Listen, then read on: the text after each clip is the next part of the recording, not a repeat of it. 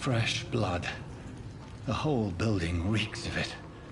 The scent is so strong it makes me dizzy.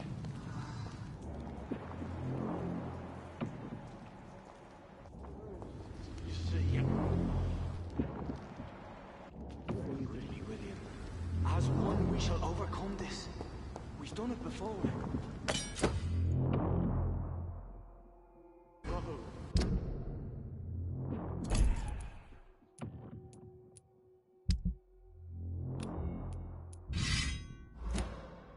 I had a drink outside tonight already and it did not quench my thirst. I must have more. This place reeks of bloodshed. Just a sip, I promise. This creature is bedeviled. I must put it down.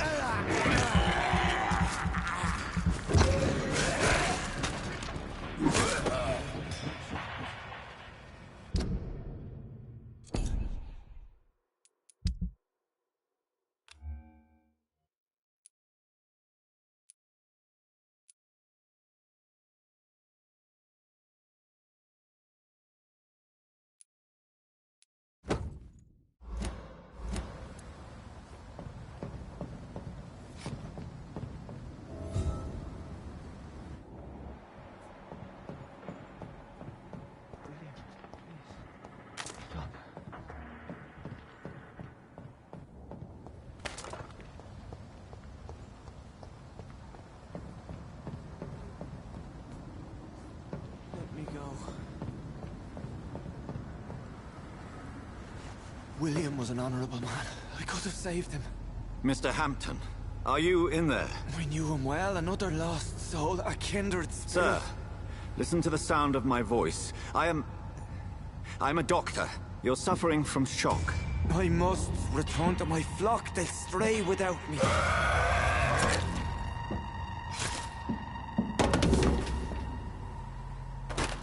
Remember, certain skulls are every bit as resistant as we are.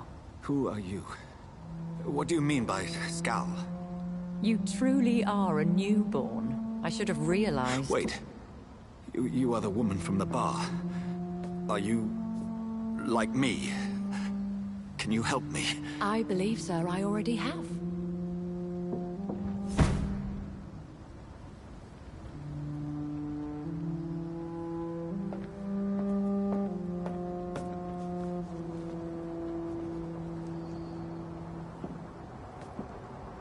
By George and the Saints, you've solved the mystery of these terrible murders. Patience, good fellows, I've come to offer help. Just give me a moment to secure my boat. We can leave this awful place.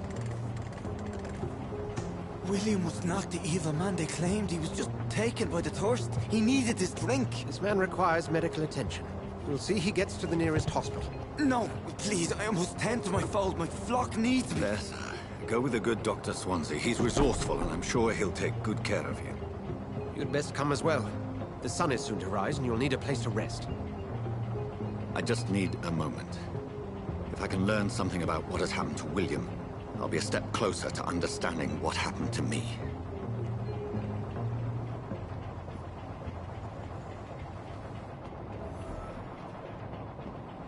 This poor creature can't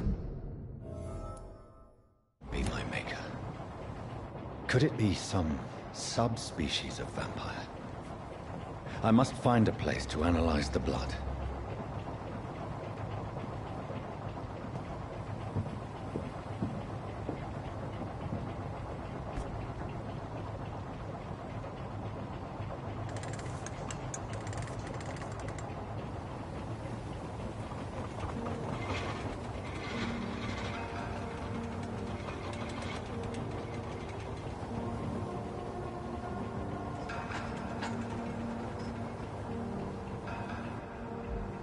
Where are we headed? We're on our way to the Pembroke Hospital. It's just across the canal. They'll have a bed for poor Mr. Hampton. William was... What manner of creature was he? Predator, prey, villain, and victim. Who can say? The important thing is that he's been stopped. Duly noted. And the woman? What... Who is she? What woman? Oh, don't play me for a fool. You used me to locate that skull. You must know who she is. I thought you a gentleman. You shouldn't talk about a lady behind her back, but I will tell you she values her privacy. Were London as peaceful as she appears from the middle of the canal? If only that were the reality of the situation. To be honest, I've always tried to avoid this part of town. Pembroke Hospital is the last bastion between the rest of London and the epidemic. The flu has decimated the East End and the war still rages. Welcome to the front lines of a plague. This is where you work, Dr. Swansea? I am the administrator of Pembroke Hospital. I thought you were here in service of your mysterious order, the Brotherhood of... Of St. Paul's Stole, yes. But first and foremost, I'm a man of science. A physician, like yourself, Dr. Reed. How do you know who I am? No need for modesty.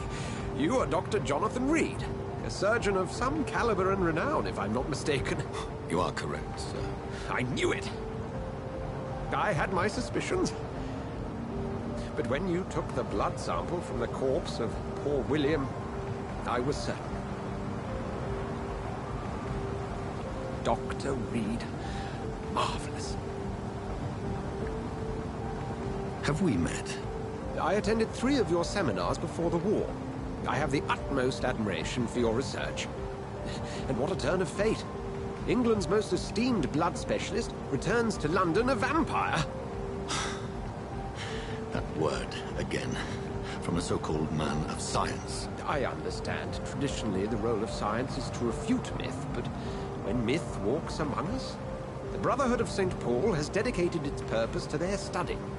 There's so much for you to learn. Of that, you are right. Well, then let me be blunt. Join my staff at Pembroke Hospital. As a physician. I suspect you'll not find a better post of employment to contemplate your predicament. This is sudden. I was returning home to see my sickly mother. But alas, that was before contracting this... affliction. Dr. Reed, take a moment to consider. The post would be for the night shift, providing a good explanation for your absence during daylight hours. You'll be adequately reimbursed, and have a place to hide. I even had the forethought...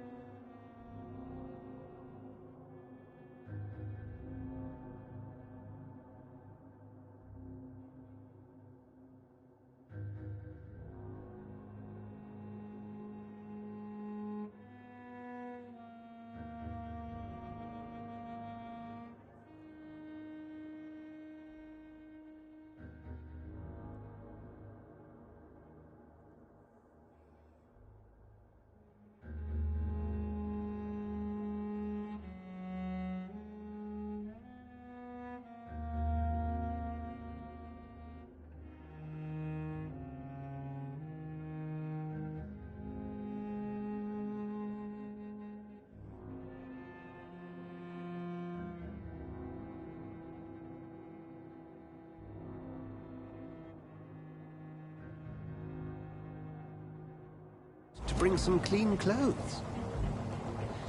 So, what do you say? It seems I have little choice, but yours is a generous offer, so I thank you. Brilliant! Oh, Jonathan, this is one for the book, and the beginning of a beautiful friendship.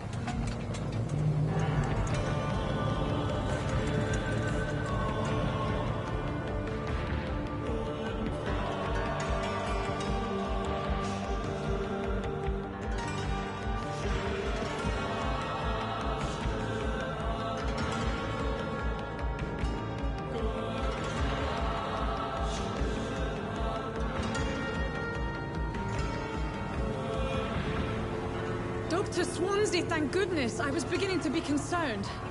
Worry no more, Nurse Crane, for I bring good news. Oh, Doctor, what a night. We lost 2 more patients. Nurse Scow said she couldn't take it anymore and resigned. Yes, well, I'll make a new rota in the morning. In the meantime, find a good bed for Mr. Hampton. Be sure to pay attention to his needs. Of course, Doctor. Oh, and Dorothy, Yes, Doctor? Dr. Reed here has just returned from the front. He served King and Country and will be joining us here at Pembroke. We're very lucky to have gained a surgeon of his talent, and one so experienced in blood transfusions. That is good news indeed, Doctor. Oh, yes.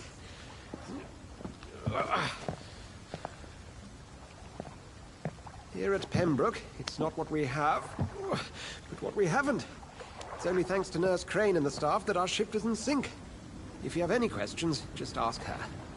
Duly noted. Thank you. Your assistance is required, Dr. Swansea, immediately. Welcome aboard, Jonathan. We'll catch up after my rounds. Coming, Nurse Crane. I'm coming. I have a jacket now.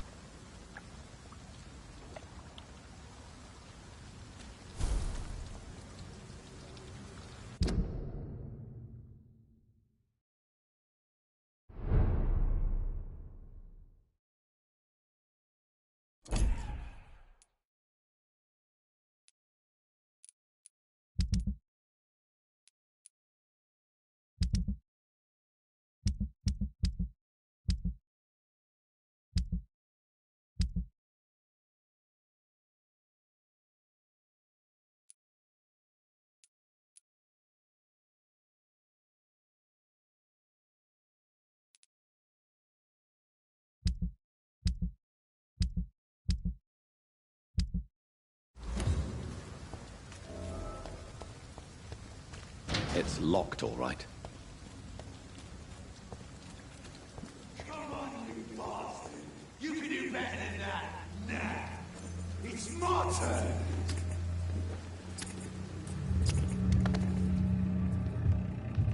Rotten or pristine, each heart contains the seed of life. Drink at this river, try it all.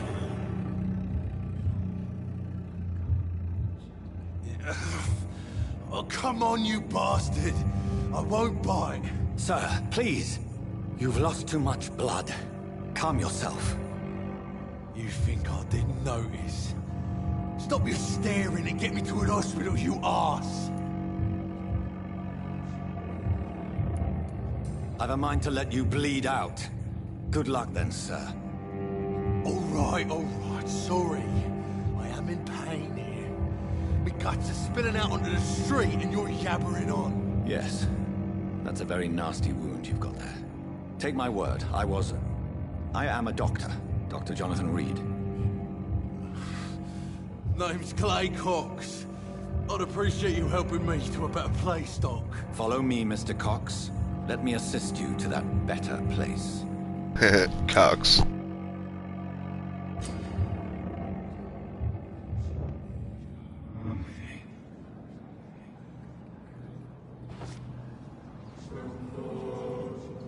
Bring this fading light into the shadows. Dance with him the dance of life and death.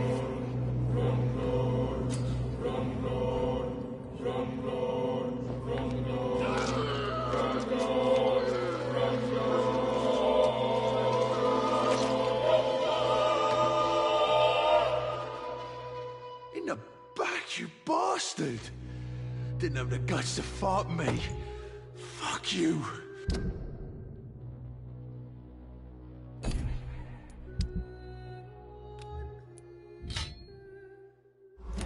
I'll kill you. I'll kill you.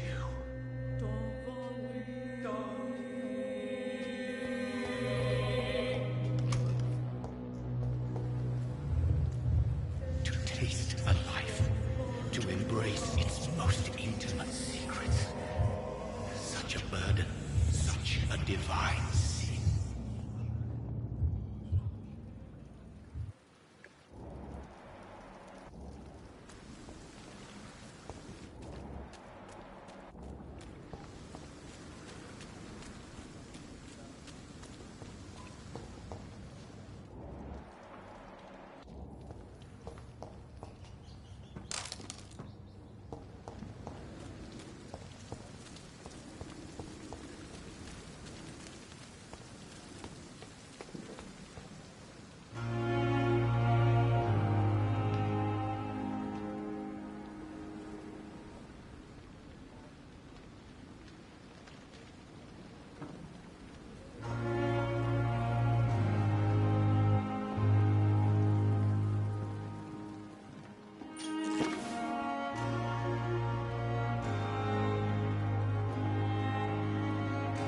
Good evening, sir. So it is true. The famous Dr. Reed has joined us. I can't think of any better news during these terrible times. Do we know each other? Actually, yes. We met once before, at the Rockefeller University in New York. Dr. Tippett, yes, I remember. I was assisting Professor Carell in his research about coronary Crazy bypasses. POV. He had nothing but praise for you. He was also very confident about your future. And look at you now. Eminent surgeon and blood transfusion specialist.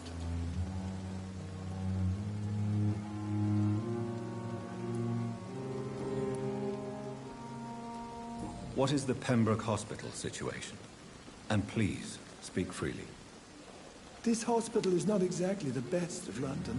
I'm sure you are used to working in a better environment.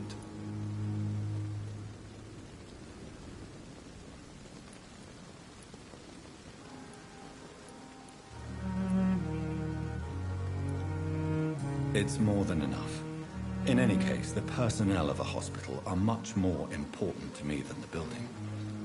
Don't be misled by appearances, Dr. Reed. This hospital does not lack talented people. It just lacks hope.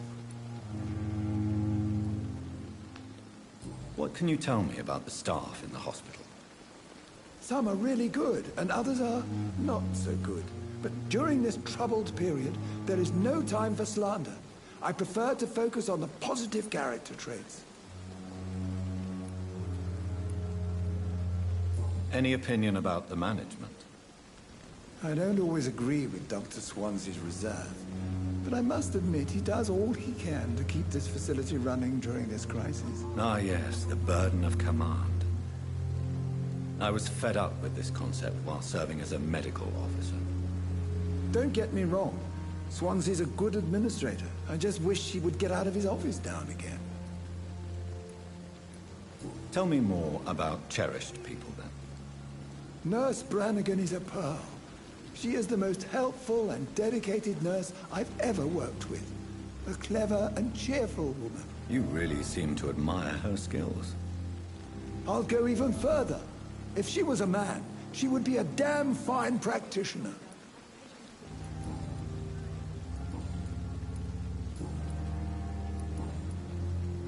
Goodbye, Dr. Tippett.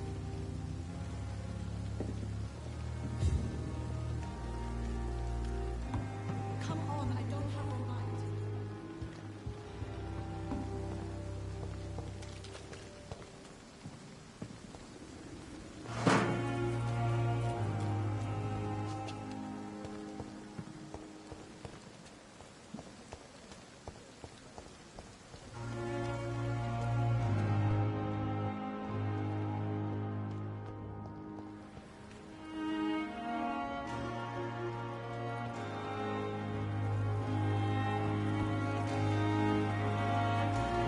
Doctor, where have you been? I've little time to play hide-and-seek with new staff members, no matter how illustrious they may be. I apologize, nurse. I needed some time to myself. This has been the longest and strangest night of my life. You delivered poor Mr. Hampton from a terrible fate. The means to that end should be of little concern, Doctor. Thank you, nurse. What can I do for you? Dr. Swansea insisted we provide you a quiet office. You'll find it on the second floor with your name on the door. Thank you. Nurse Crane, isn't it? Yes, Dorothy Crane. Welcome to Pembroke Hospital, Dr. Reed. Your office has been prepared. I would like to ask a few questions first. If you could point me in the direction of my room again, nurse. Second floor of the hospital, left after the stairs. It's the last vacant office at the end of the corridor. And Mr. Hampton, the patient we brought in, how does he fare? I gave him a sedative to help him sleep. Poor thing was in quite a state of shock. What kind of man is Dr. Swansea? Well, you accepted the job from him. I thought you would have known about your employer. Apologies, I've only just met him the once. This is sudden. I've only just returned to England. Dr. Swansea is a brilliant surgeon and the most compassionate physician. It's right to assume Dr. Swansea knows far more about me than I do about him. You'll get to know him soon enough, and better than me. The administrator has better things to do than mix with us. Thank you, Nurse Crane.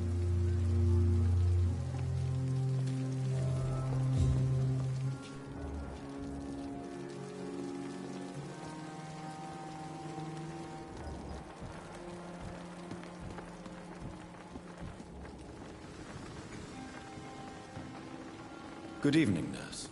I'm Dr. Jonathan Reed, the new surgeon here at the Pembroke. Dr. Swansea has already told us about you, sir. I'm Nurse Gwyneth Brannigan. Welcome to the Pembroke Hospital. Did he really? It's a good thing I wasn't hoping to keep a low profile. All members of staff have already read about your new blood transfusion technique. Dr. Swansea made sure of that. I see. Well, I'm a little surprised, but I suppose I'll just have to deal with this unexpected notoriety. You must know, blood transfusions are Dr. Swansea's primary subject of research. He is convinced it is the future. Goodbye, nurse.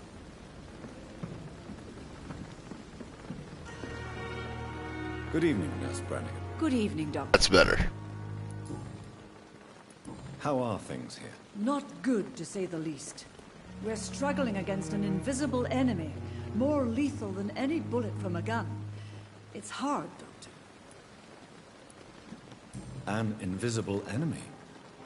Quite a poetic term for a disease, especially from a nurse. Sorry, Doctor.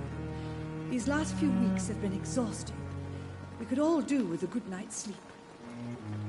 Do you think this hospital can survive the epidemic? We are all volunteers here, and we're trying to hold fast, but how do we beat an invisible killer? Some nurses have already resigned. I'm not familiar with all the staff yet. Perhaps you could help me. Brilliant professionals, most of them. Dr. Swansea has a gift for recruiting talent. Most of them? Is there a problem I should know about, nurse? It would be inappropriate for me to speak ill of a colleague. Is there anyone that stands out? Well, I have never met someone as dedicated as Dr. Tippett. He should be a standard for us all here. If only he were younger. Why should his age be a problem? I guess it's fair to say he's always pushing himself to the limits. He just doesn't know when to stop and get some rest. Nurse Brannigan, if you do know something, please tell me. Anything you say will be held in confidence. No. I may disagree with some conduct, but in the end, everybody is doing their best.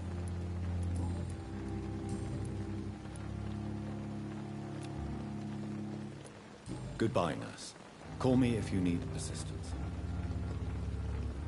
Good evening. Good evening. Why does Dr. Tippett's claim you're the main reason he keeps working, despite his fatigue? If it wasn't for him, I probably would have left the Pembroke years ago. Dr. Tippett does not think of you as just a nurse anymore, does he? If you're suggesting he's not taking my gender into consideration when it comes to medical practice and knowledge, I really hope he doesn't.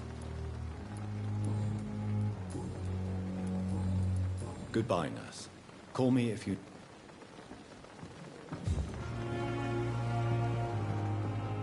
If Pembroke is still standing after this epidemic, there's good reason to be proud.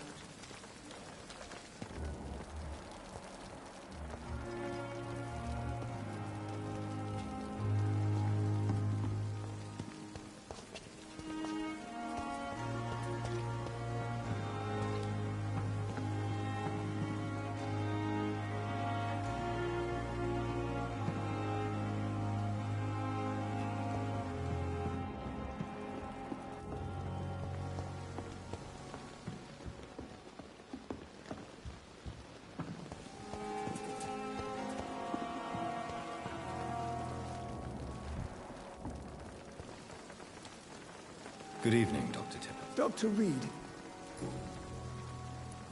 You're exhausting yourself, Corcoran. Maybe you should think about preserving your strength. no. We must keep on healing all those poor souls. We are the last rampart before chaos. Once more, unto the breach.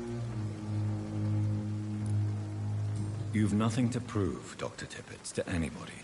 And we all praise your experience. Please, have some rest. I am perfectly fine, and I am not too old for this job.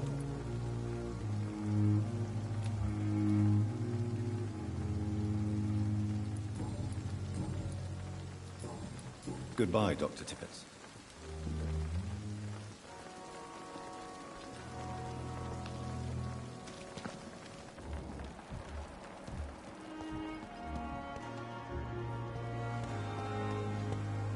This is no time for self.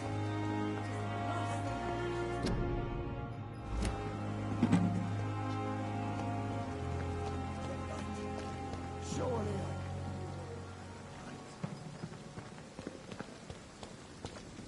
Dr. Swansea is right. This place seems perfect to conduct my research.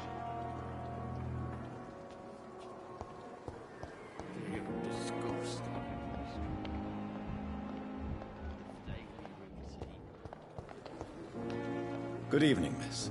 I'm Dr. Reed, the new surgeon at the Pembroke Hospital. And who are you? Your name has no meaning to me, mortal.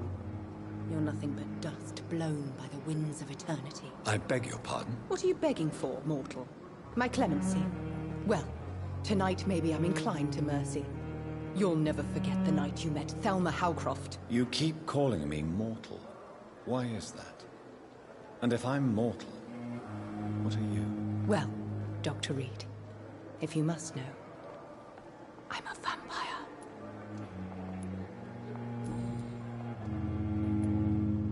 Who are you really, Miss Howcroft? I mean, apart from being a vampire. Is that not enough for you, puny mortal? What do you require? Proof of my powers? I'm curious to know who you were before becoming a vampire. No, it's such a long time ago, I don't remember. Centuries of unholy life can have strange effects on one's minds, you see?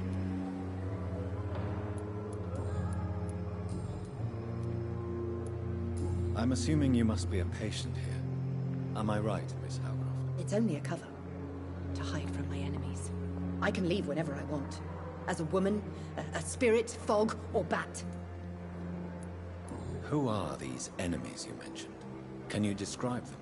I cannot say for sure. But I sense their eyes on me from nearby. I feel them watching me every time I visit the garden near the morgue. The staff here are not your enemy. They're here to help you, to care for you. I'm not speaking of the doctors in white. I'm speaking of the men and women who hunt me. For I am a vampire. I see. Don't worry. These people will not find you here. I'll personally make sure they leave you alone. Thank you, mortal. But do not interfere with them, for you are no match for those that hunt me. And why do you believe you're a vampire? I don't need to believe anything. It is what I am. It is what I feel within this hollow shell of flesh. Please, describe to me how you feel. What is it like to be a vampire? I can hear my body crumble from the inside as my flesh cracks and fades. I sense the last pulse of postulant blood within my drying veins. I need new blood. I see. Have you ever heard of Cotard syndrome, Miss Howcroft? Never. It's a mental illness discovered by a French neurologist named Jules Cotard. The affected patients are delusional. They believe that they are putrefying, that they are dead, a ghost or a ghoul, or in your case, a vampire. Delusional, you say? Oh, sad and petty mortal. You can't even begin to understand the concept of immortality. And you think it is I who am delusional.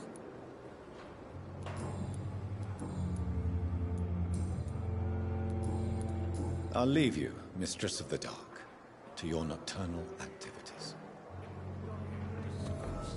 Every street corner. The daily routine.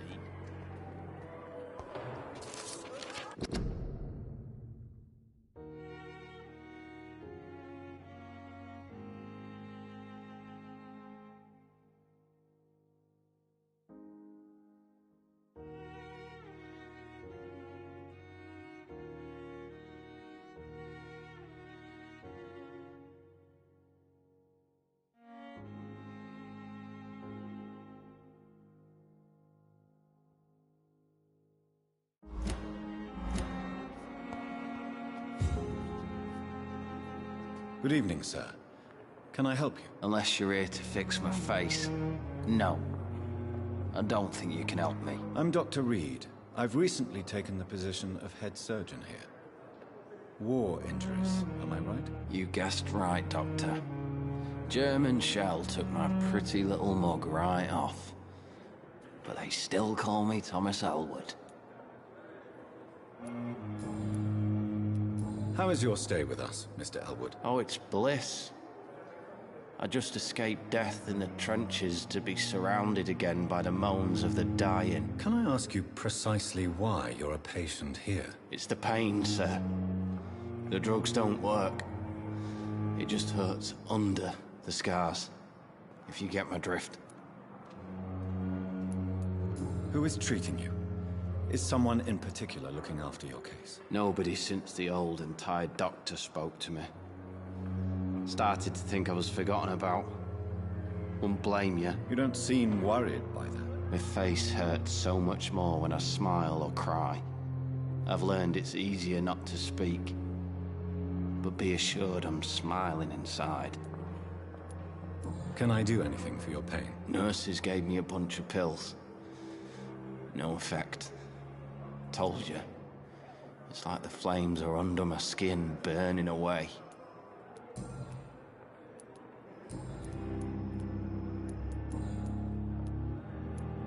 Where were you stationed, sir? Did you serve for long? I really don't want to talk about all this shit. No offense. I was pushing too much. I served in France myself. I just wanted to know what happened to you. You were an officer, weren't you? Then I doubt we fought the same war, sir. No offense. How close are you to Miss Hawcroft? Are you aware that she thinks she is a vampire? To wait for her next nibble is the best reason to stay here. Every time she approaches my bed, she treats me like something tasty. A normal person. Aren't you afraid? She may hurt you if the game goes too far. She's quite harmless, I can assure you. Her head's broken inside is all. While I'm busted on the outside. But she's still beautiful. Living proof that there's hope for me. So do you let her bite you? You know that's not sanitary. And why not? She's only supping a few drops of me blood. And the pain, it's real for once. She could decide to bite less willing patients. Then it's another good reason for me to stay here, Doctor. You do realize she's mentally disturbed. It's called the Cotar syndrome. She truly believes she's a vampire. In her madness, she never refers to my scars. And frankly, if I could, I'd join her world. It seems much more fun than the real one. Goodbye for now, Mr. Elwood. Fear and disgust on every street corner. The daily routine.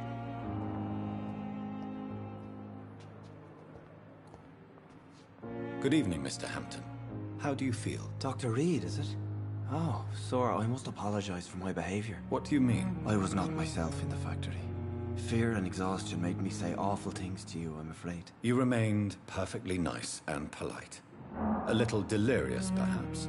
But who wouldn't be after enduring an abduction? Thank you, Doctor. That's a relief. Now all I need to do is rest and return to my flock.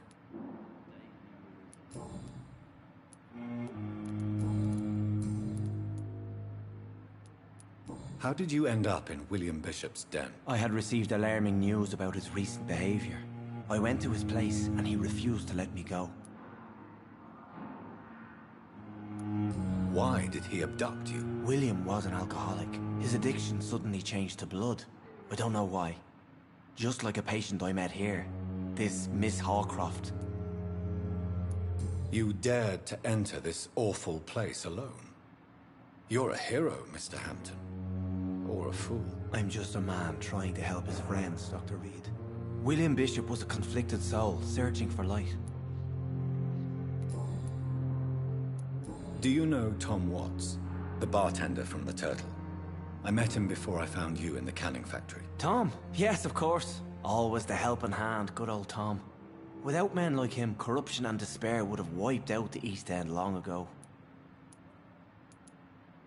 People are still in despair. How could it be otherwise? The authorities have left us all to rot in this contagious nightmare. No drugs, no advice, nothing. It's a damn shame. Who should I avoid in this part of town, then? Any particularly evil figures? Not really. Most men and women are just doing their best. And it's not my habit to speak ill of people I know, Doctor.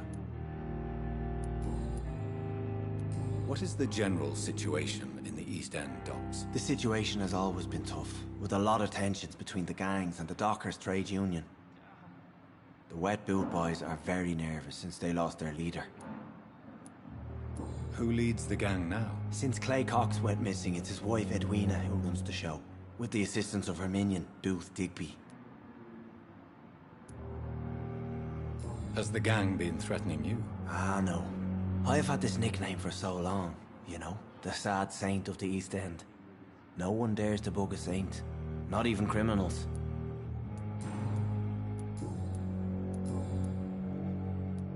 How do you feel, Mr. Hampton? Medically speaking, I mean. I feel exhausted. Beyond exhaustion, actually. William drank so much of my blood in his madness. I feel empty. You're in good hands here. Dr. Swansea is well versed in blood transfusion, and I'm sure he'll take the best care of you. Thank you, sir. I believe all I need is rest. And then I can go back to the people who need me. What do you do for a living, Mr. Hampton? I can't help but notice the cross around your neck. I manage a night asylum for the poor and homeless of the docks. And I try to guide the lost and hesitant on the right path to our Lord. Are you a priest, Mr. Hampton? A deacon, maybe? Not at all, Doctor. I'm just a man of faith willing to preach the good word. Why didn't you use your cross against William Bishop? To repel him somehow? That's a very strange question, Doctor. A cross is no magical token, if that's what you were trying to say. Not mine, anyway. Have you made friends since you arrived? Not really, but I recognize Miss Harriet Jones. I knew her when she lived by the docks. That poor woman had such a miserable life. You never came to see her here at Pembroke? Receiving visits when sick can be an important part of the healing process, you know. We're not just bodies. You're preaching to the converted now, Doctor. To be truly honest, I thought she was dead. She left the docks many months ago. Goodbye, Mr. Hampton. We'll talk again later.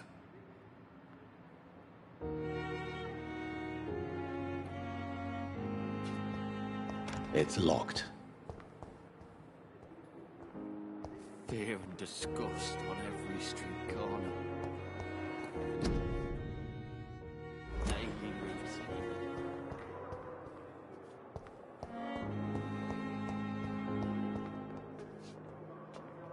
Good evening, nurse. Good evening, Doctor. I don't think we've been introduced yet. My name is Pippa Hawkins. And I'm Dr. Jonathan Reed. Dr. Swansea has recently offered me a position in this hospital. Well, it's a euphemism that your help will be appreciated, Doctor. How would you describe the situation at the Pembroke Hospital? It's serious. The flu is wreaking havoc amongst the staff and patients. We are running out of everything. Nurse Hawkins, the Spanish flu won't last forever. Even the Black Plague didn't kill everyone. I wish I could believe you. But what if this epidemic was worse? What if in the end, nobody was spared? You must get a hold of yourself, nurse. Sorry, I'm exhausted. No one has any idea when this epidemic will be over.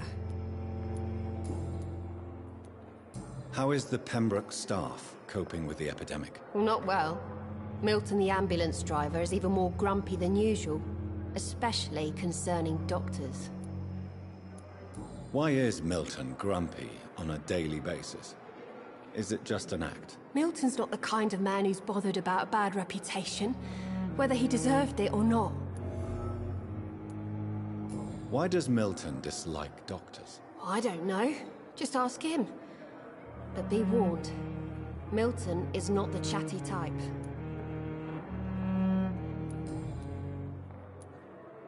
How long have you been a nurse? Well, long enough to see that the epidemic is winning.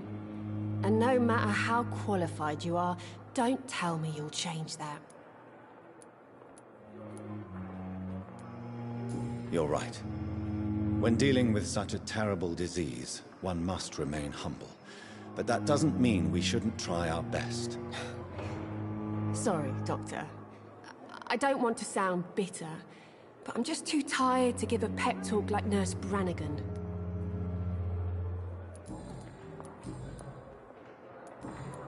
Goodbye, Nurse Hawkins.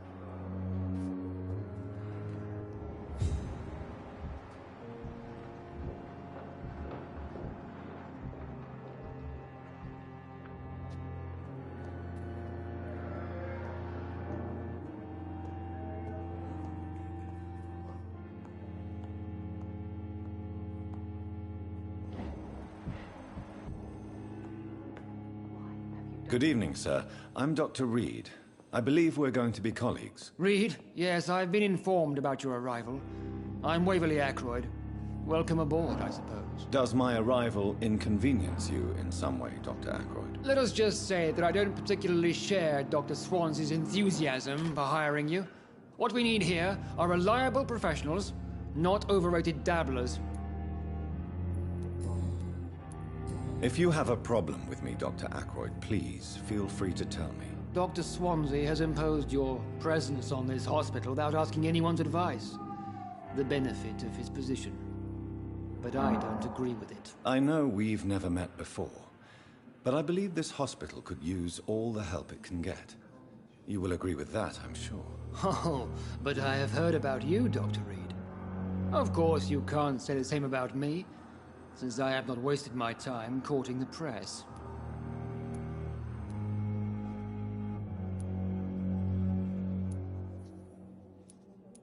Aren't you too old for such jealousy? It really won't do you any good, you know. Don't be ridiculous, Dr. Reed. A simple glance is enough for me to know you have nothing for me to envy. Since your tenure in this hospital is longer than mine, perhaps you can tell me more about this place. Let's just say I'm tired of the carelessness around me. I have always respected the skills of Dr. Swansea, but over time his enthusiasm has become displaced. Carelessness? Exactly what are you talking about? We're here to save lives. The people who trust us are not volunteering for experimentation. They're here to be healed. I don't intend to run any radical experiments, Doctor.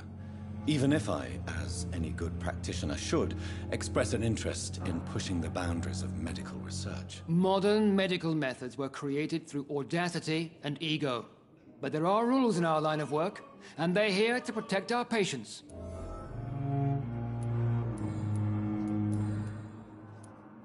I don't know what you've heard about me, but I have already proved my value as a practitioner. I don't question your skills, Dr. Reed, but your motive. Is it money? Fame? Or are you truly dedicated? And what exactly is that supposed to mean? I served in the war just like you. But unlike you, I did not use the wounded to play the modern sorcerer. Be careful what you insinuate, Dr. Ackroyd. I only want you to admit you used those men to improve your theories.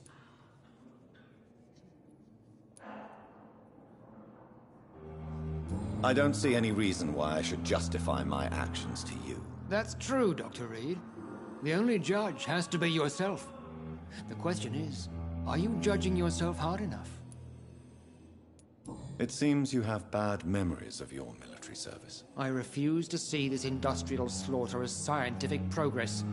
War only reveals the worst in men. We can at least agree on something, Dr. Ackroyd. Thank you for your time. We'll talk later.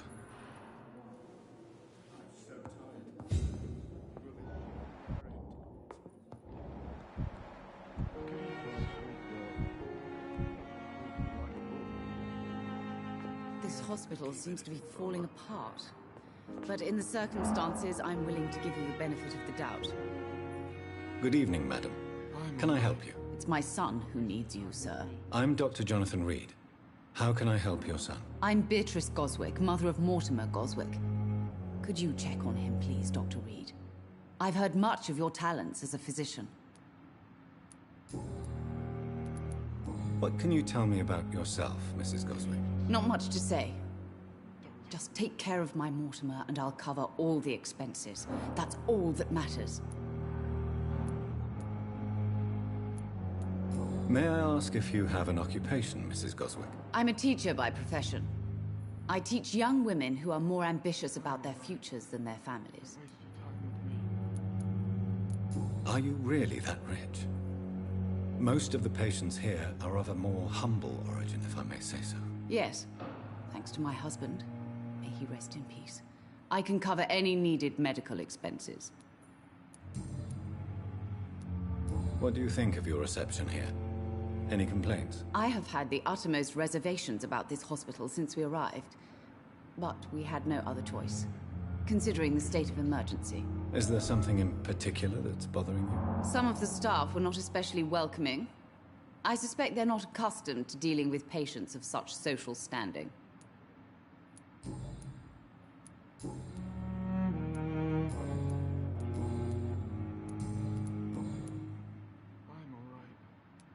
Tell me more about your arrival at the Pembroke Hospital. What gave you such a bad first impression? The ambulance driver was quite rude, for a start. And that nurse, Miss Hawkins, seems to have quite a dubious attitude. What do you mean? She managed to secure a bed for my son despite the epidemic. It was a relief, but it wasn't cheap. She charged you for a bed? Yes, and I paid without question, considering the urgency of the situation. I share your concern, Mrs. Goswick. Be sure that I'll talk to the people involved. I don't expect compensation, Dr. Reed. But I'm aware such behavior would not be tolerated in other hospitals. Goodbye, Mrs. Goswick. Good evening. I'm Dr. Reed. Can I help at all? No. Really? Why are you here, then? I don't want to talk. My throat hurts too much. I suppose that this pain is the reason you're here. Is someone taking care of you? Yes. And no. Could you at least tell me your name, sir? Mortimer. Mortimer Goswick. How painful is your throat, Mr. Goswick? So painful I'd rather not talk at all, Doctor. I'm sure you realize a doctor and his patient have to communicate, sir. Would it help if I gave you some paper and a pen? Not really. I see. Then maybe it's not just your throat that hurts, Mr. Goswick. Perhaps your sore throat is just the consequence of something more hurtful. Yes, maybe. But I don't want to talk or even write about it now. Why did your mother have you hospitalized here? She seems convinced this is a bad hospital. My mother just wants the best for me. She won't rest while I'm here. She'd go all the way to hell and back to help me. Pembroke Hospital may look unorthodox, but rest assured you're in good hands here. It's not me you have to convince, Dr. Reed. It's my mother. Is your mother bothering you? As your doctor, I can ask her to leave you alone if you would prefer. That's tempting, Doctor. But you have no idea what my mother is capable of. She would tie herself to my bed if you asked her to leave.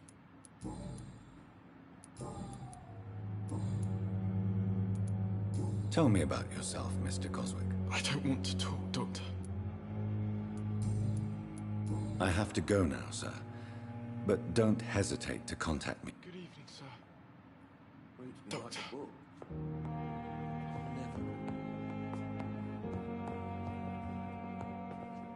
What can I do for you, Doctor? Thank you, Nurse Crane. I'm all right. Don't waste your time with... Good evening, sir. I'm Dr. Reed. May I help you? I don't know if a third opinion is needed. Your colleagues are already arguing about my condition. I see. Would you mind telling me more about your situation? I'm Harvey Fiddick. All I want is to get me bloody arm fixed properly. Tell me about yourself, Mr. Fiddick. I'm just a regular guy waiting to get his arm fixed, so I can return to work and to my family. I was more curious about what you were doing before being hospitalized. I'm a carpenter, and a good one too. But that means I need both arms to feed my family, Dr. Reed. Are you satisfied with your treatment here? Well, it's clear that I've chosen a bad time to be injured. Forgive my bluntness, but you seem overwhelmed by cases of the flu. I won't lie to you about it. I'm afraid we are. Are you sure you don't want to operate yourself, Dr. Reed? I have the feeling you're very capable. And your colleagues seem to think so too. In other circumstances, you would be right. But for now, I don't think I can take on the responsibility. My apologies. Tell me about the doctors who are arguing about your case. Strickland and Aykroyd. They both want the best for me, but there's a lot of pride there. Doctors are no different from carpenters, it seems. What do you mean? I often had professional arguments with rivals on a building site. Difference is, I disagreed about wooden nails, not flesh and bones.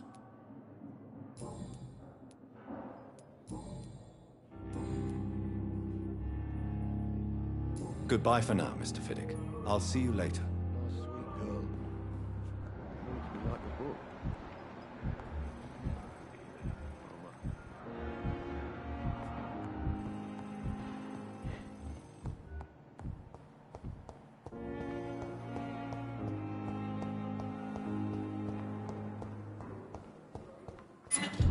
It's locked.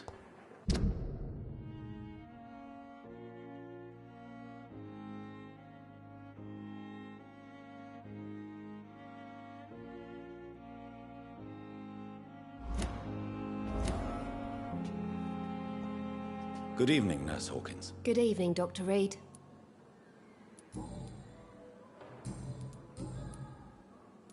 Pepper, are you sure you want to leave this hospital? To become a nurse was a little girl's dream. But in the end, I don't feel that useful. I want more. I want to make things change. You should be proud of what you've achieved. This hospital represents hope for many people in need of help. Maybe you're right. But at the moment, I feel like we're just a cemetery waiting room.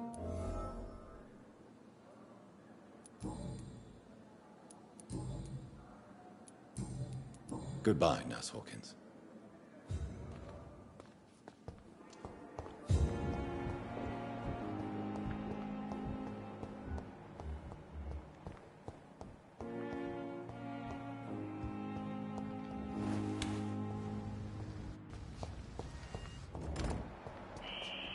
Scowl voices in the garden. I should investigate. If they were to find somebody... I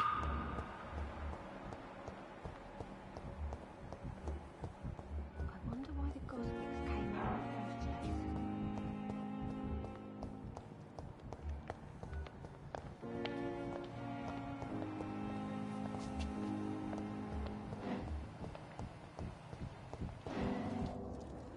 Good evening, Dr. Tibbets.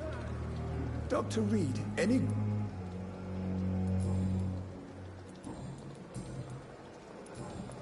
Goodbye, Dr. Tibbets.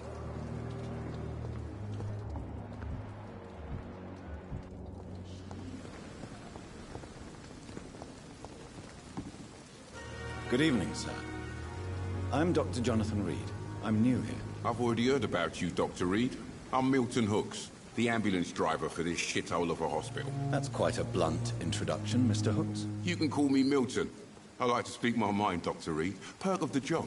Don't judge me, and I won't judge you. I'm not sure I understand what you're talking about.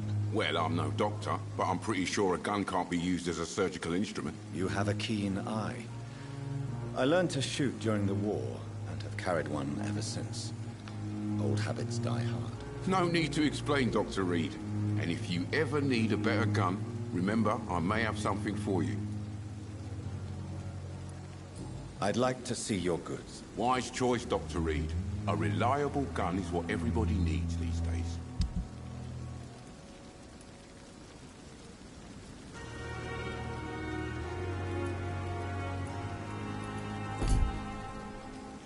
Good evening, Milton. Good evening, Doctor. Still...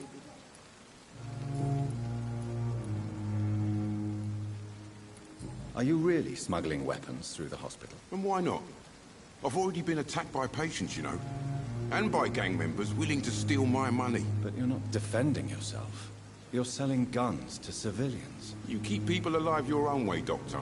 I offer them another way to protect their health. How is the situation around here? You want to hear the situation is all right? It's fucking awful. We lack everything. And it's getting worse every day. So what do you do exactly in this hospital? Apart from smuggling guns, I mean. I've been an ambulance driver since... too long, I guess. I'll bring sick people here night and day. It's a dirty job, but I get it done. Most of the time. It sounds like things have been a bit rough recently. What's happened? Yesterday I got attacked by the patient I was bringing in. I escaped through the hospital's garden, but I lost my wallet when I was running. You left an infected patient outside the hospital? That's incredibly dangerous. Go there yourself if you want, but be careful, Doctor. I'd rather not bring your dead body back. Since you're on the front line, how is the sanitary situation in this vicinity? It's a complete disaster. It's even getting dangerous to enter some streets or buildings. Even the locals attack you.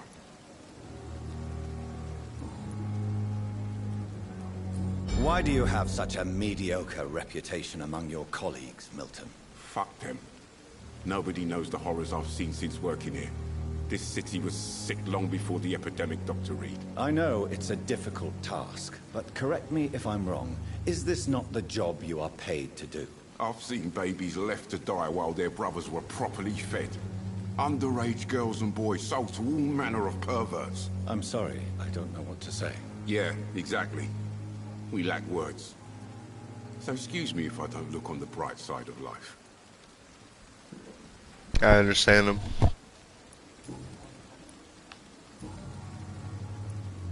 Do you know that Nurse Hawkins is thinking of leaving the hospital? That's not a surprise.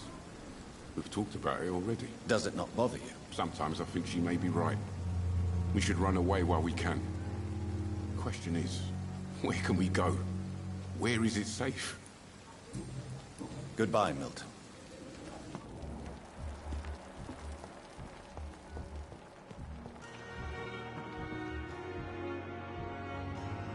Good evening. Good evening.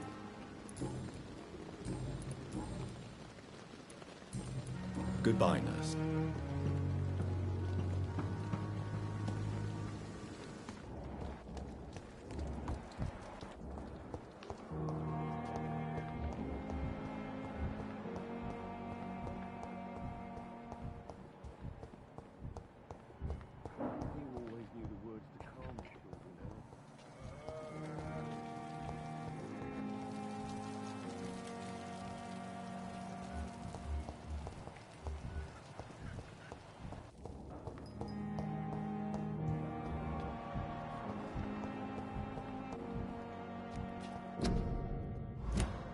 Thelma Howcroft said she was being watched by vampire hunters. Where are they hiding? I should investigate.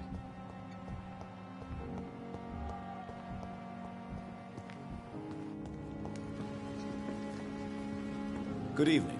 I'm Dr. Reed. Always a pleasure to meet a colleague, sir. Especially when he was supposedly dead. A colleague? Are you a doctor too? Not anymore, sir. I used to be Dr. Rakesh Chadana. Now, I'm just Mr. Chadana, pawnbroker and humble guardian of this morgue. What do you mean, you used to be a doctor? Was your license revoked? No, sir. It is just that I like to be precise. I run a little pawn shop while taking care of the dead. But I used to be a real doctor. Kind of racist. Do you work here alone? Yes, very easy work, sir. All I have to do is watch a few bodies. The situation was very different when the main morgue was still open. Why do you have to watch these bodies? Because these poor fellows have no names. We keep them in case someone comes looking for the missing. Sadly, very rarely happens. Why close the hospital's main morgue? It was for sanitary reasons after the beginning of the epidemic. Cadavers had to be moved to the nearest mass grave. Are you afraid or uneasy being surrounded by so many corpses? Why should I? These bodies are empty vessels. Flesh left to decay. Poof. No soul anymore. All gone. An interesting point of view. And quite an exotic one, too. Most people fear, or at least have a respect, for dead flesh. Sir, as a medic during the war, I learned to face my death and the death of others. It's the pain we have to tame, not death itself.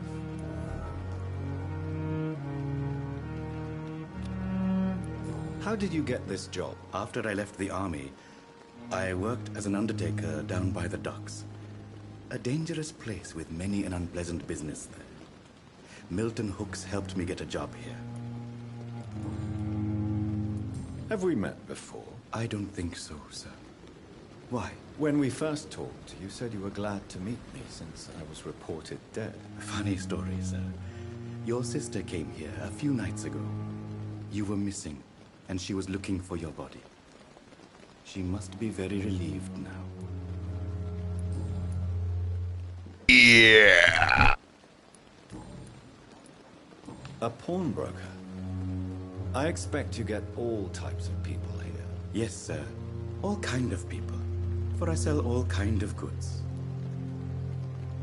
Who comes here to trade with you? It's very unhygienic, even unsafe. Diseases can spread. For the customers, for the hospital. I'm very cautious, sir.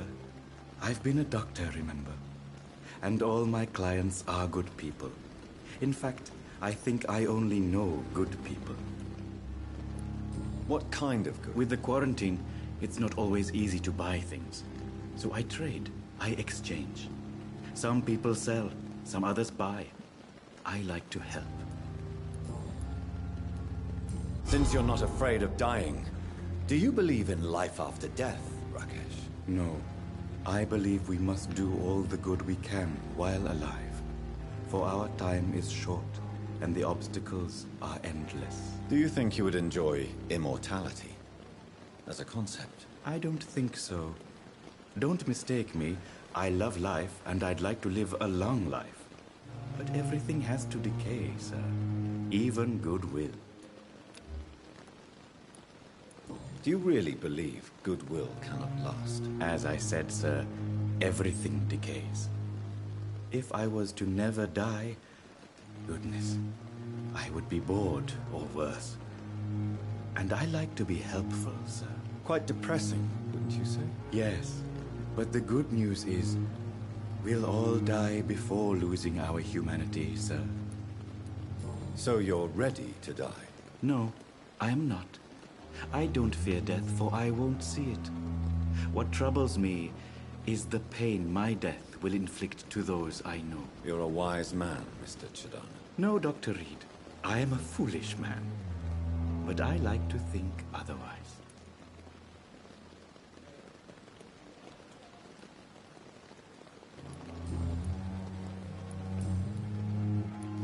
Please show me what you have to sell. Of course. It's just trinkets and curios, really.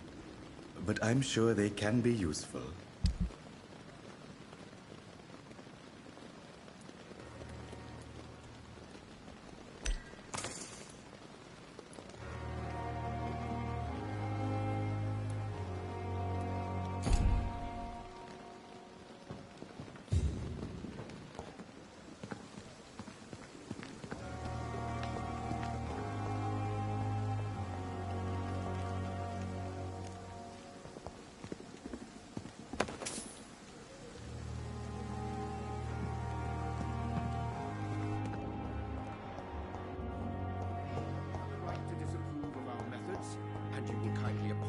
When you're feeling better. Good evening, Doctor. I believe we're going to be working together. Dr. Reed. Dr. Swansea informed us of your arrival, but I could not dare to believe we'd have such good fortune. Such an honor, sir. Thank you. And you are? I am Thoreau Strickland, Dr. Thoreau Strickland. I'm a great admirer of your work, Dr. Reed.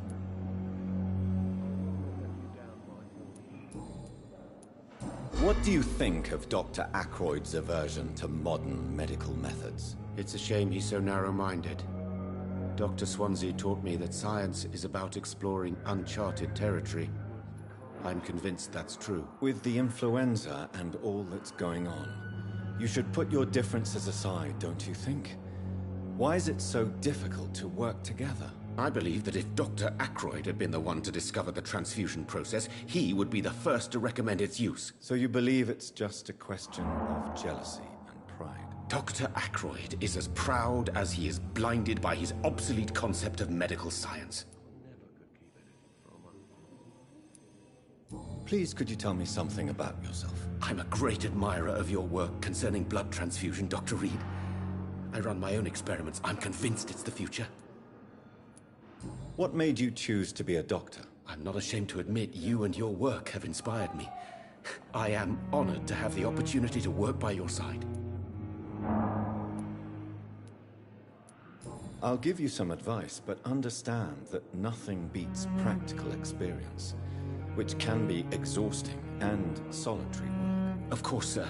And don't worry, I will never allow myself to be a burden, neither to you nor this hospital. I based my technique on my mentor's research.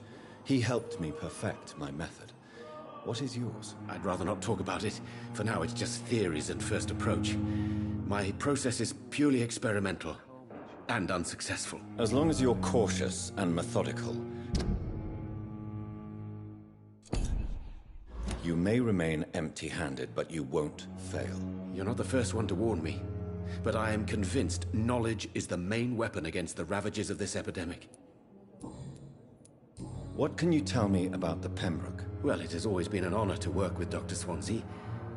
But with your arrival, I can't think of a better opportunity to learn about blood transfusion. You seem quite optimistic. It's a rare and precious attitude in these difficult times. I'm convinced that this epidemic is a test of endurance and dedication for us men of science. Questions remain about our capacity to resolve the situation. True. Last summer, during the first wave of the epidemic, I used to joke with Milton about the extra work. We're not smiling now. Do you need help with anything in particular? Well, yes, maybe. I'm waiting for a batch of products I ordered for my personal research, yet my supplier seems to have vanished. Do you want me to play the errand boy for you? Oh no, Dr. Reed. But if you went personally to his shop, what with your reputation and all, he wouldn't dare to refuse the products I need. I see. Well, give me the address, for I may pass by if I have time. Tell me more about your willingness to experiment with new medical techniques. Harvey Fiddick is a patient suffering from a severe injury that could cripple him if not treated correctly. I'm convinced your blood transfusion technique could help him. What is it you really want? To save him? or to prove your point? Fair question. I want nothing but to save my patient, Dr. Reed. Especially since I know Mr. Fiddick's story. This personal involvement could also appear to be a lack of impartiality. You must know that a good surgeon must remain neutral. I agree. But that does not excuse Dr. Ackroyd's behavior. A man who did not even take time to converse with his patient. Do you think keeping his distance was a mistake?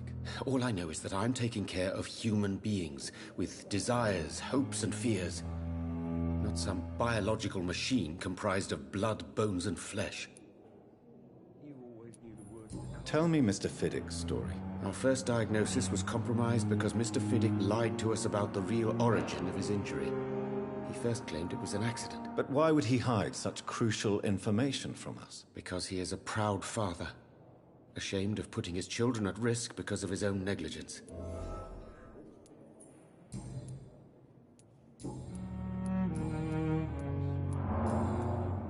Goodbye, Dr. Strickland. I never could keep anything from her.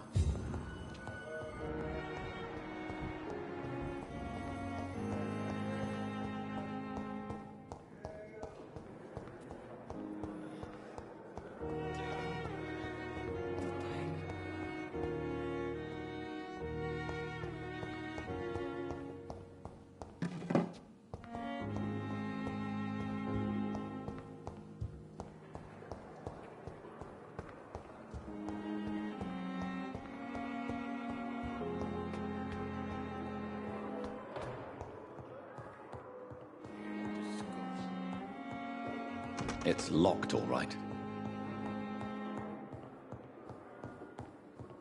Not now.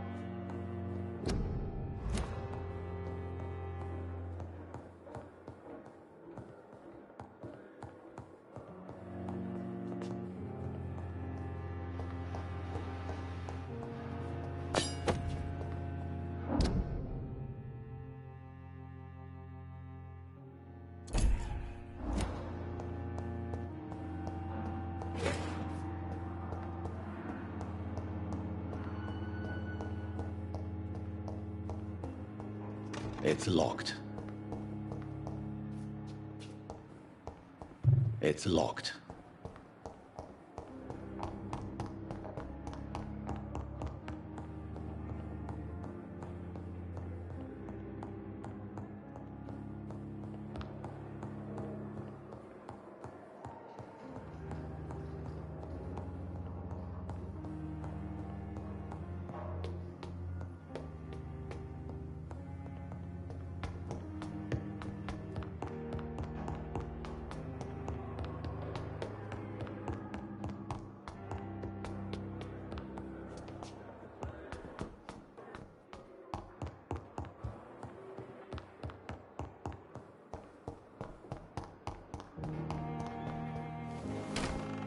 This must be the place.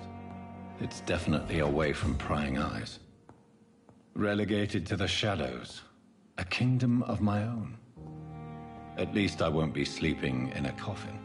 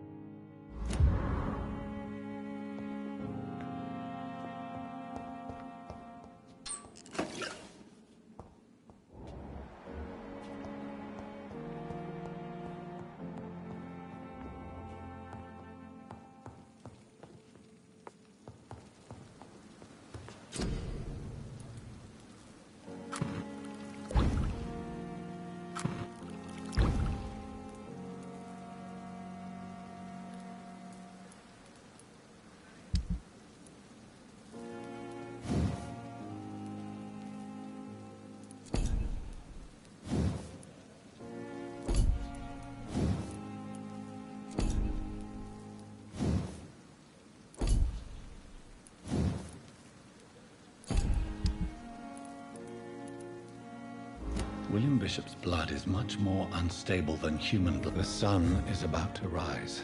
I can feel it. I'll continue tomorrow night. I have so much time now. The flower's dying. It needs water.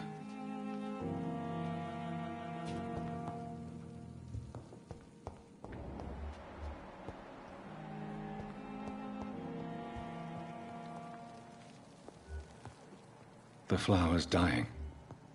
It needs water.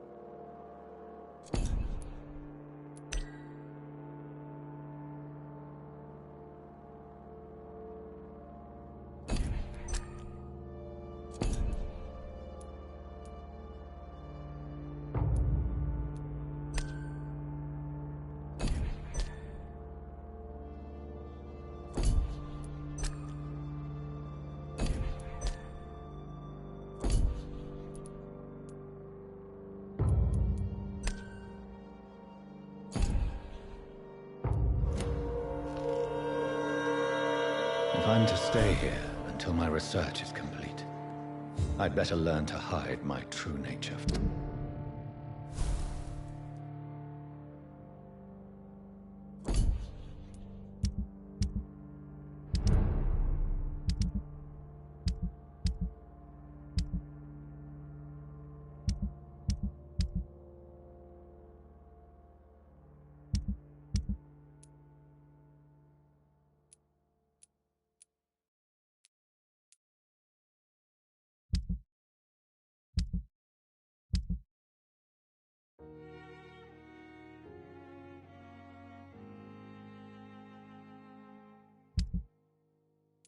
Mortals.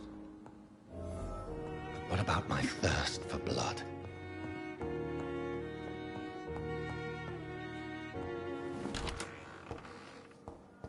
Dr. Swansea asked me to collect you, Dr. Reed. Hurry up! Yes, Nurse Crane? How can I help you? I'm so sorry. I know Dr. Swansea wanted you to rest, but we have somewhat of a crisis. A crisis, you say? Our supply of antiseptics is nearly depleted. I was hoping there was another box up here, but... Sorry. There's nothing here. Some of the patients won't last the night without them. Honestly, sir, I'm beside myself. I may have a solution. In France, during the war, drugs shortage was a daily problem, and we had to use our wits to overcome the shortages. How...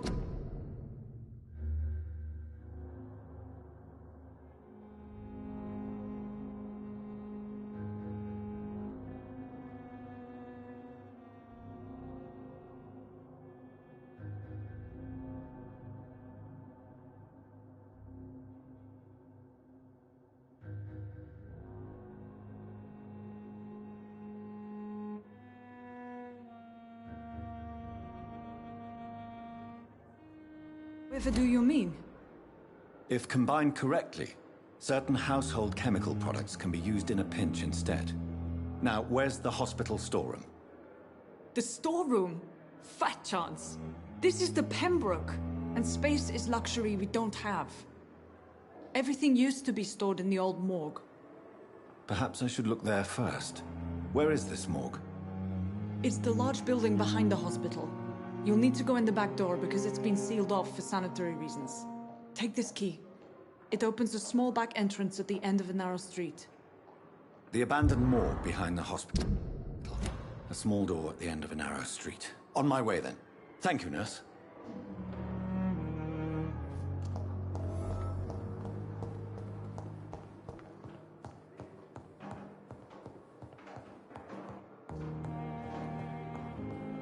Not now.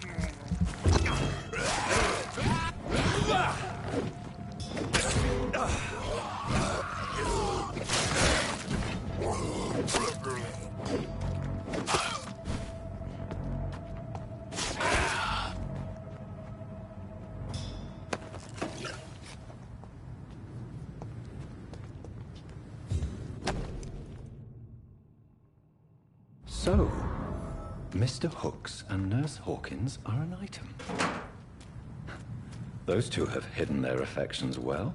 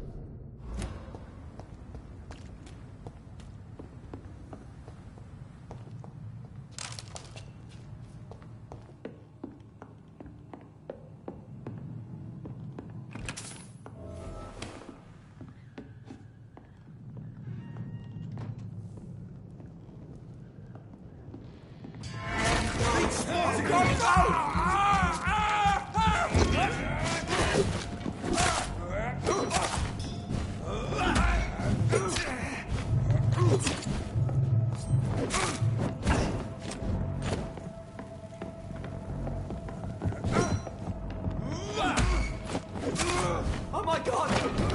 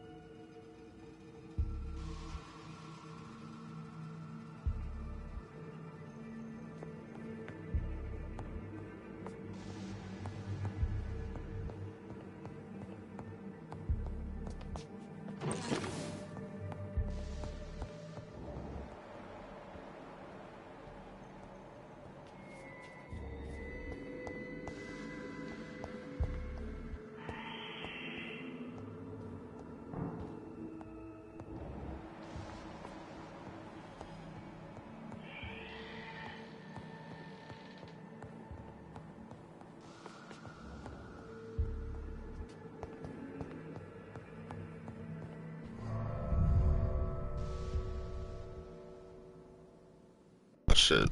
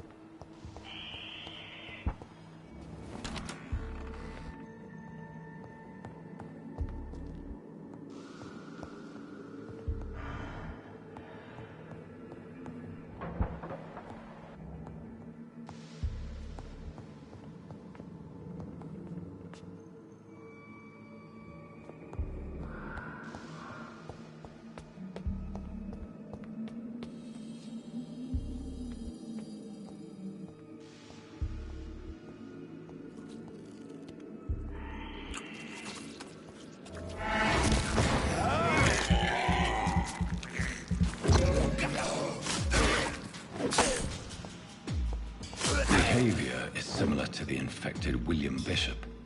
Must be the same strain. This sickness moves faster than influenza.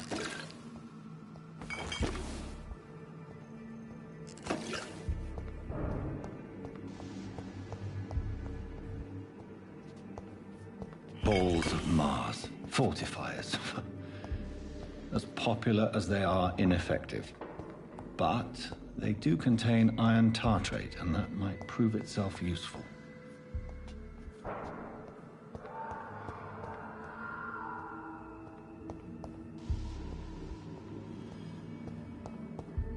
I cannot enter.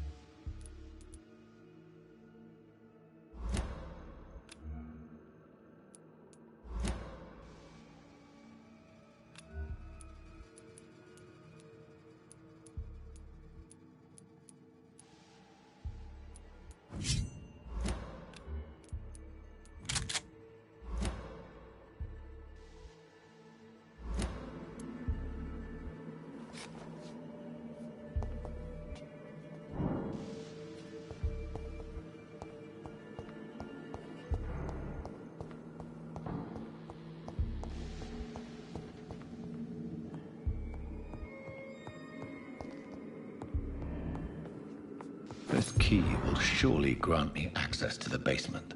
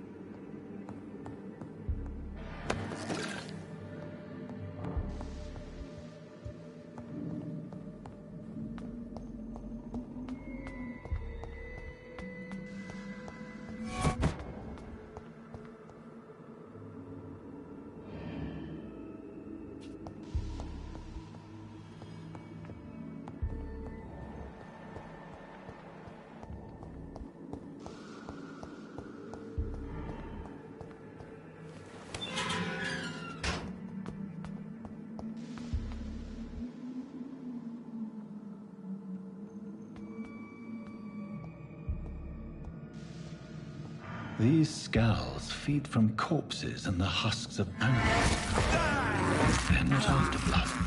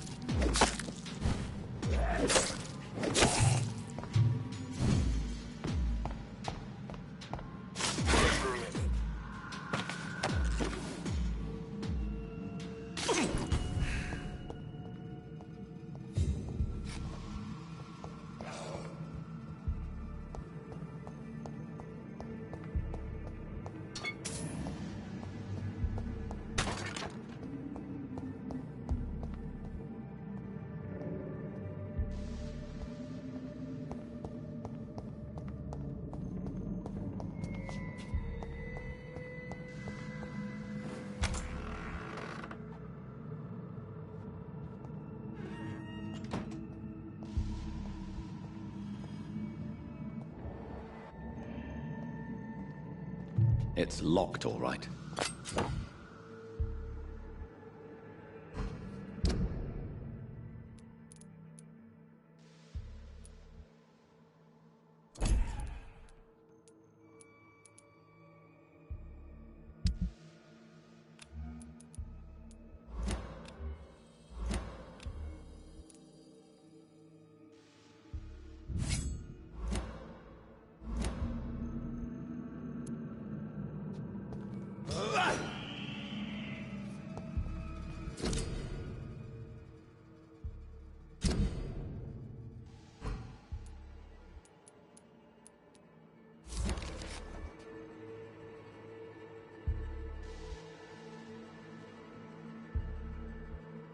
Mr. Connor's injuries don't match the report. I'd better look into this.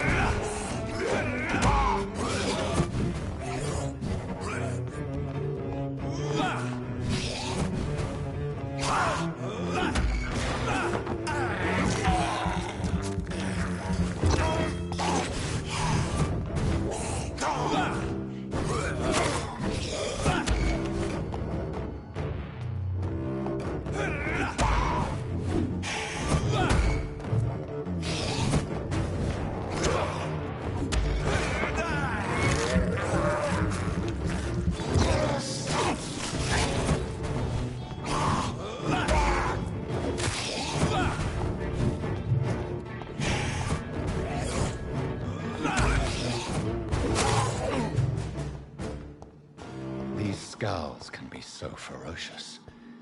I'm not sure I can defeat them without becoming stronger. To drink blood is so tempting.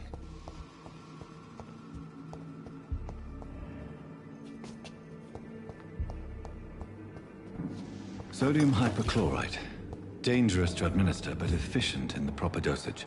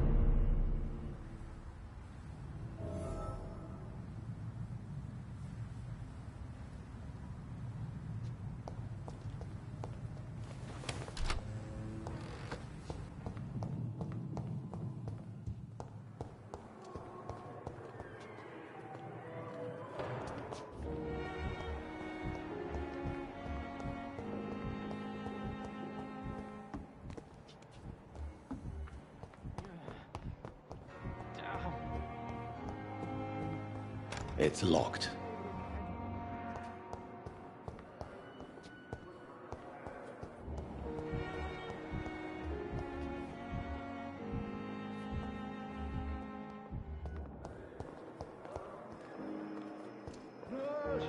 Good evening, Miss Howcroft.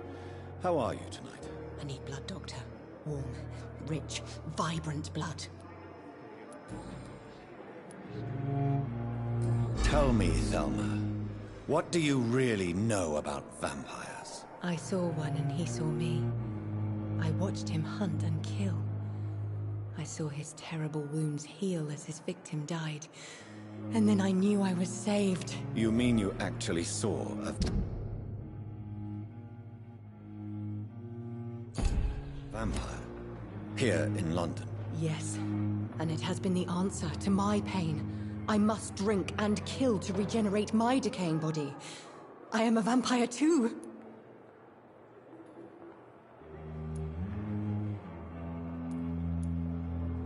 You have no idea what problems your claim could cause if heard by the wrong people, Miss Howcroft. You must stop this nonsense now. Why fear the truth? Strange things live in the dark, Dr. Reed. Strange and ancient beings that were here before this island even had a name. Tell me, Thelma, why do you feel so attached to Mr. Elwood? Why him? I'm not sure, Doctor. I think we have a bond of some sort. We've both suffered so much. He's the only mortal I find interesting. Do you plan to make him a vampire too? Of course not. How could I inflict my curse on anybody else? I'm not that cruel, Doctor.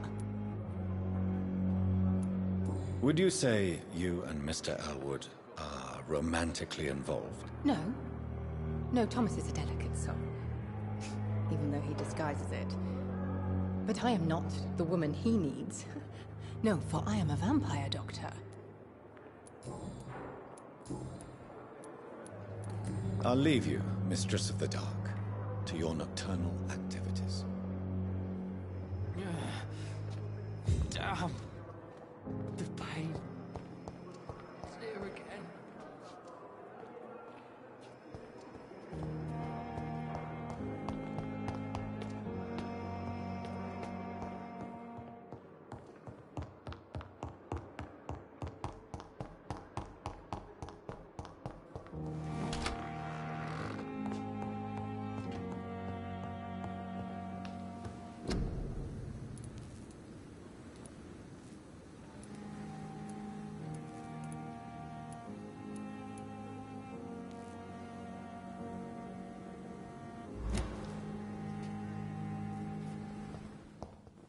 The flower's dying.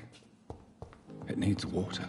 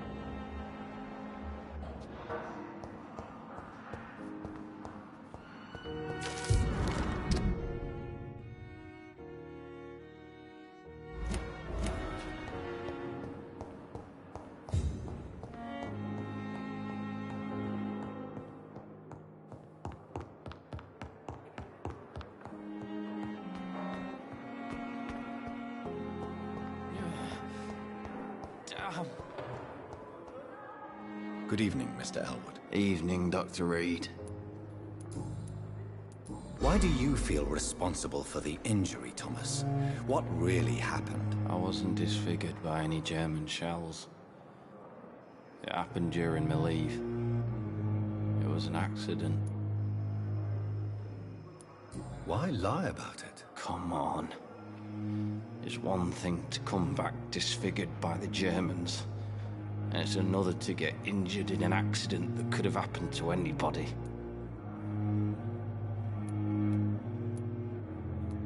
Reconstructive surgery has been very successful for some soldiers. I don't want to wear a bloody mask for the rest of my life. I'd rather stay here and just be forgotten. Tell me what really happened then. I went with a whore in Rouen. Dead drunk I was. The hotel was a shithole. There was a fire that night. Did you start the fire? Were you trying to avoid going back to the front? That's not uncommon, you know. No. It's just that I was asleep when the flames reached the room. The girl was long gone. Bitch never woke me up. Left me to burn.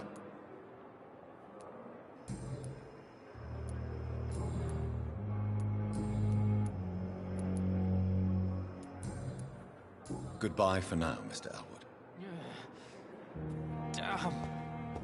The pain. It's here again.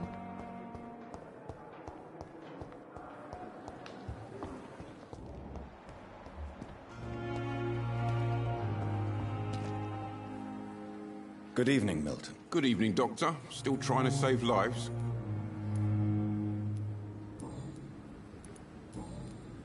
I have some good news, Milton. What?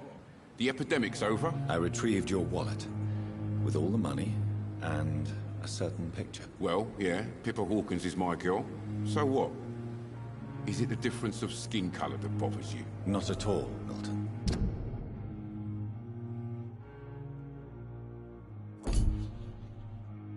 Good. Please. Take this money anyway, to remind you to keep your mouth shut. Not everybody is as broad-minded as you, Dr. Reed. What's going on between you and Nurse Hawkins? Pippa's tired. Tired of all this shit. Tired of all those corpses piling up. She's as depressed as I am. During the war, I witnessed a few couples just like you come together in difficult circumstances. It can be very damaging. Maybe you're right. But we support each other. And that's all that matters. You do realize you could both get fired. Hospital staff are not meant to have intimate relationships with one another. Come on, Dr. Reed. Do you know how many rules are broken in this hospital every day just to keep it running? There's nothing wrong with what we're doing.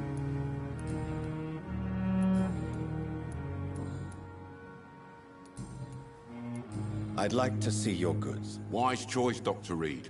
A reliable...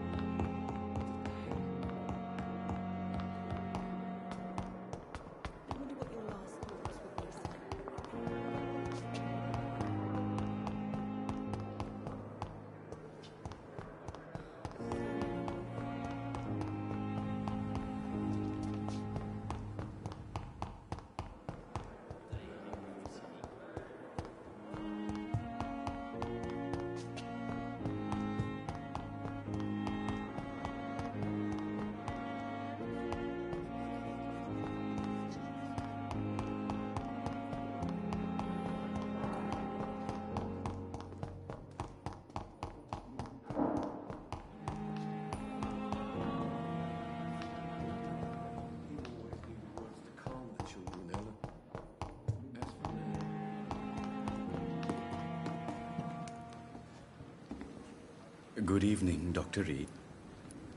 Please show me one. Of course.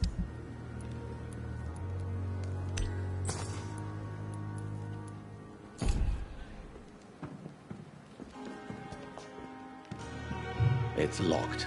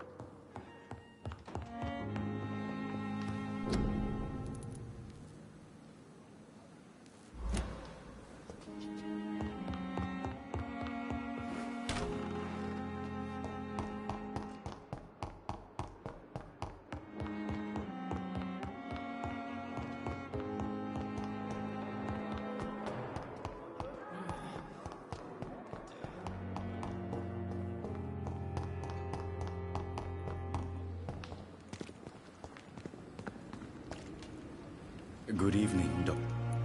Please, of course.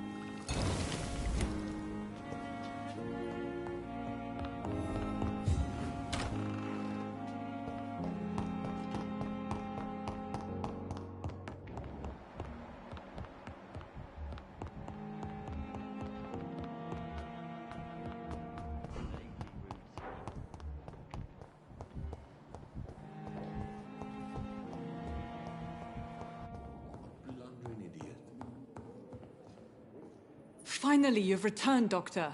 Did you find anything of value? Yes, nurse. You've worked your first miracle, Doctor. Now, this patient here needs immediate treatment. Duty calls. When the storm has passed, I'll show you how to mix the remedy yourself with the same basic ingredients. Many thanks, Doctor. When you've finished, you ought to report to Dr. Swansea in his office. He's been looking for you. Seemed pressing.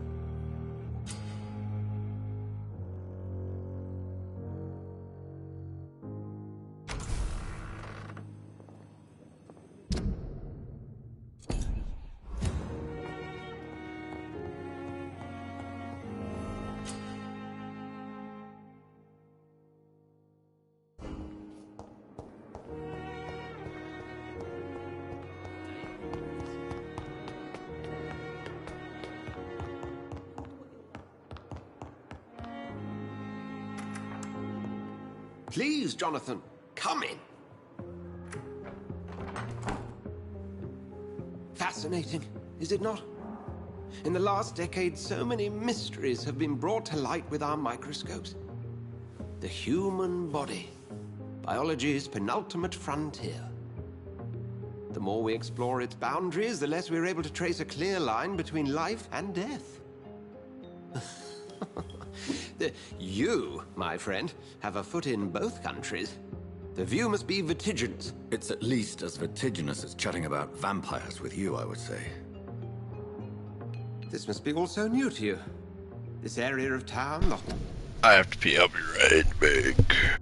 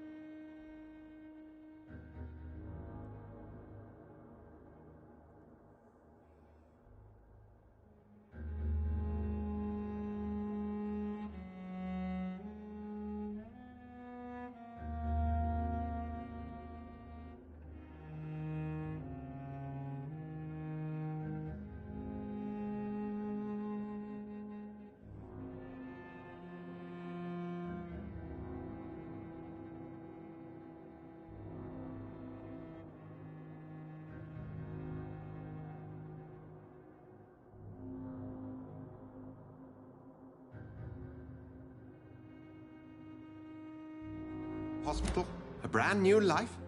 How stimulating it must be. I wish I could share your enthusiasm, Dr. Swansea, but my condition defies scientific categorization. Undead? Unalive? Immortality defies logic.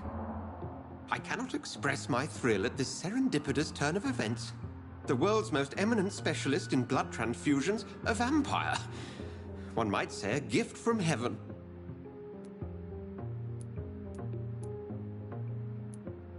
There is an absurd poetry to my situation. Physician, heal thyself. Forgive me. I've been an admirer of your work for a long time, and now you are so much more than a brilliant physician. And please, call me Edgar. I'm not some doe-eyed student, Edgar. I understand we both have something to gain from this relationship. Very well. I have a task for you, Jonathan. Something that will require all your newfound skills. Please, go on. The Pembroke only survives through the generosity of our benefactors. Unfortunately, our main donor has found herself in a bit of a bind. Now, if you could help her out... A spokesman or politician is what you need. That's not my calling. And until I come to understand what has happened to me, I require discretion. Discretion is in order, Jonathan. Lady Ashbury has recently received rather indelicate correspondence that, if revealed, would jeopardize her position. And you would like me to eradicate this threat? By the stole, of course not.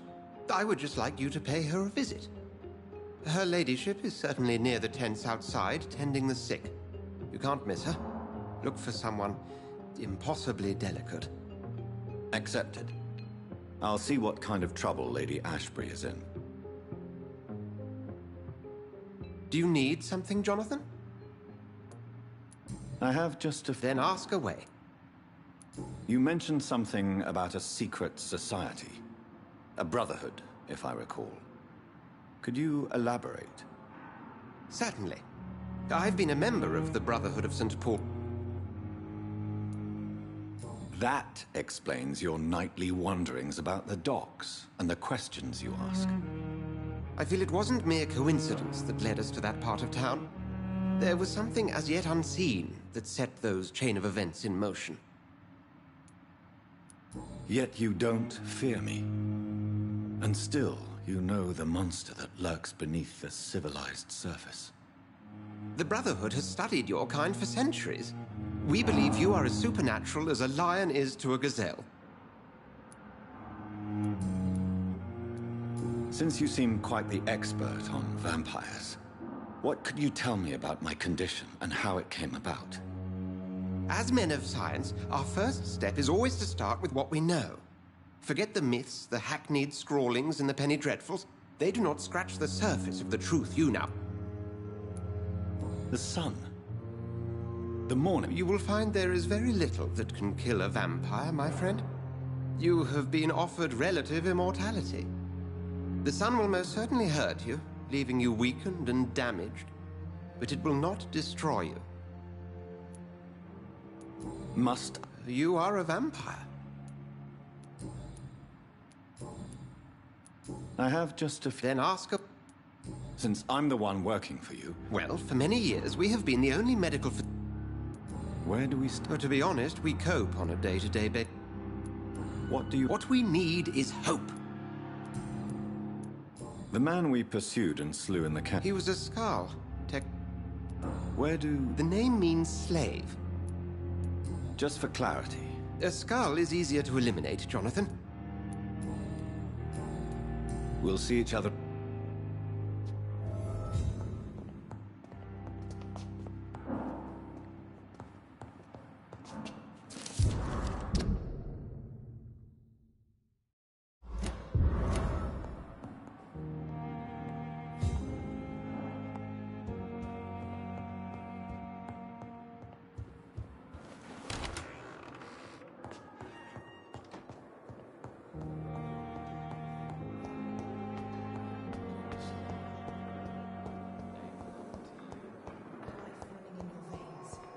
This dead flesh needs it. Oh, please spare me, Dark Queen.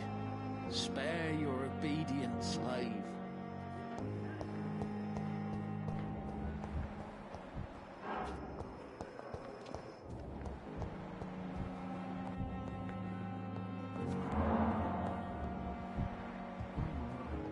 I will not let you down, my boy.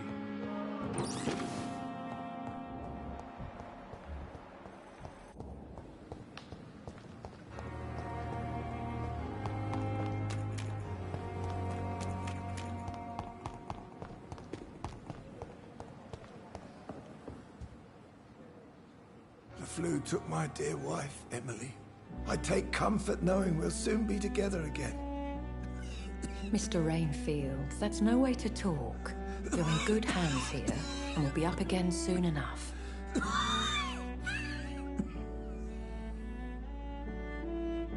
Now do me a kindness and get some sleep. I'll be back round later. Your words are kind, the blessings of an angel. You're the sweet, sweet Lady of Mercy.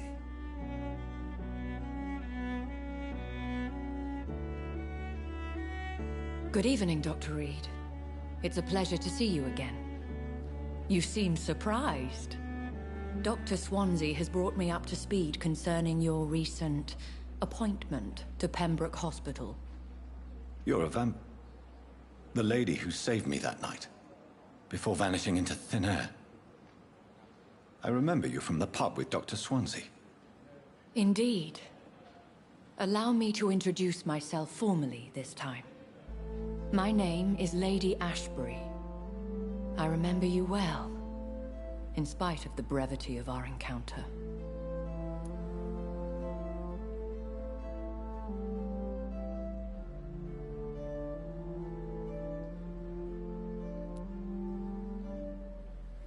So it seems our Dr. Swansea does indeed. Dr. Swansea is a I hope you're more disposed. You must have countless questions. Have any of the... These poor souls. The world would be a better place. You make me blush. Pardon my boldness, Your... As a newborn, your hunger for... I'm a scientist. I will gladly answer every... Dr. Swansea has commissioned me to be your agent in this matter. You could start by explaining what's amiss. These past insufferable weeks, I've been the victim of extortion. I've made a first payment, but the blackmailer grows greedy. I must refuse his most recent demands.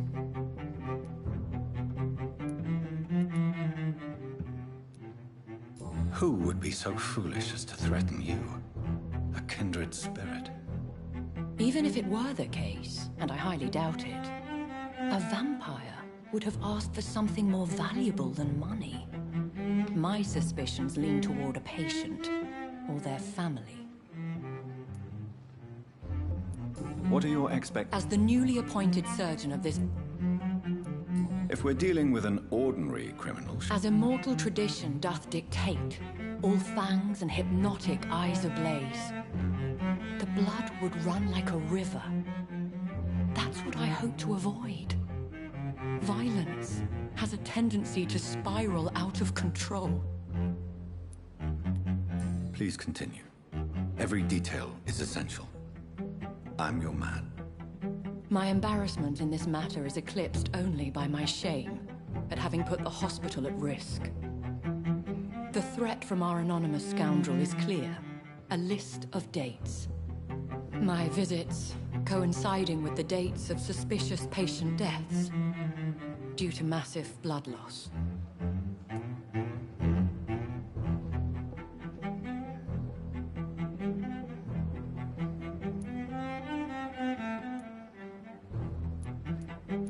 Is it true? Now aren't you the blunt one? Excuse my impertinence, Your Ladyship. This is not an interrogation. I assure you that this line of questioning is in your best interest. In all honesty, I'm not simply a patron to the hospital. My visits serve a dual purpose. Dr. Swansea has been treating my condition with a revolutionary technique of blood transfusion. It seems you are a specialist in the domain. I'll take care of it. Do you know where I should start? If that was the case, I'd settle the matter myself. You could talk to our local gossip, Harriet Jones. Not a pin drops here without her hearing about it. I'll meet that woman now.